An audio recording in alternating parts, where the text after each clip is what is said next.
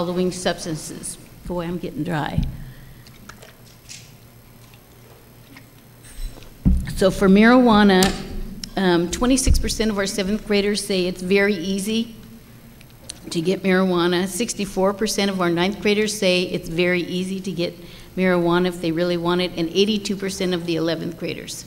Very easy to get it. It's highly accessible here.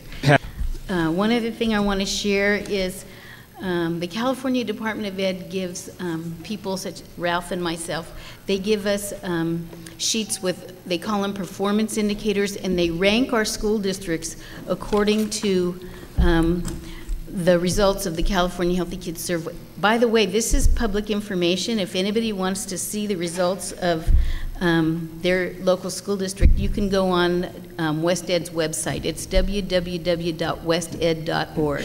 Public information. But in terms of Willits Unified, in the 2005-2006 survey, their 7th graders ranked first in the state of California in terms of numbers of students who are smoking weed. That's first. Fort Bragg Unified, when they did their survey in 06-07, their 11th graders ranked 5th in the state of California in terms of marijuana use. And Ukiah ranked 7th with their 7th graders. So a lot of our kids are using, is what I'd like to say. And in terms of, I don't know where Hal is, but in terms of trends, I do get something that has trends that it's a multi-year comparison, and our stats are staying pretty much the same. I think the trend is just going to be the same. There's hardly any percentage point difference from 01, 03, and 05, and that's the last I have of it. So that's it for me.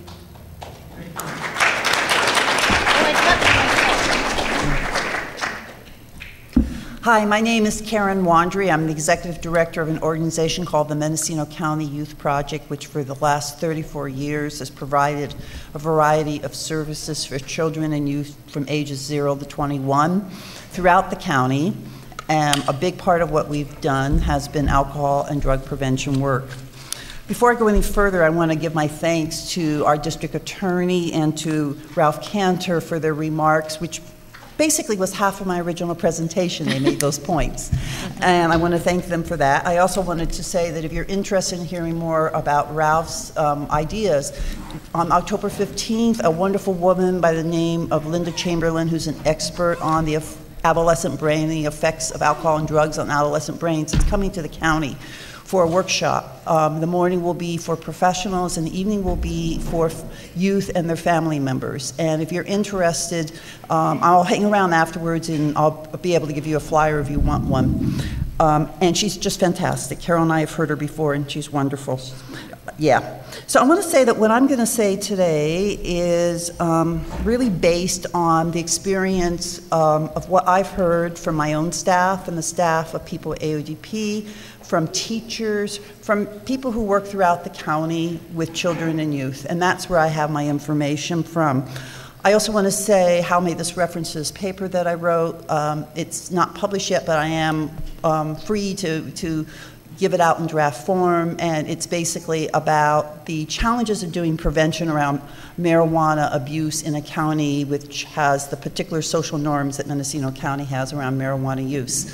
And if you're interested in getting a copy of that, come to me later and give me your email and I'll be glad to share that with you. I've interviewed a number of people who've worked around these issues in this county for years, including Carol, and so their feedback is there. I want to talk a little bit about some of the effects I've seen, which have already been mentioned by Meredith and Ralph. But basically, what we've seen in terms of children and youth here is a minimization of the harm, the concept of it's organic and natural, and a lack of understanding about the effects on the adolescent brain, that the adolescent brain is different from the adult brain. An inaccurate picture of use. While the statistics are extremely high in terms of use in our county, as Carol has shown, that there's also a significant number of young people who don't use or have maybe tried it and choose not to do it anymore. because of that norm, the social norm supporting use in this county, what we've seen happen with young people is they get in trouble earlier and have a lot more trouble recognizing that they're in trouble and asking for help, because the social norms are, hey, everybody does it, go ahead, smoke before school, it's fine. We've seen interesting things like resentment by those who don't grow, for example. There's lots of easy money that young people perceive to be available if you grow or you come from a growing family. But we also have seen the opposite of young people saying things like, gee, these young people who come from growing families after harvest, they come to school and they have a wonderful Hummer. And I babysit, and I'm struggling to buy clothes for school. The issue of not having friends at home is a real issue, particularly for younger people. And I think about that young person, that child who's at home in a growing family where almost every room is a grow house, and mom and dad have guns and thousands of dollars around and pounds of marijuana around, and about what it must be like sometimes to go to sleep at night, and worried about who's going to break into your home.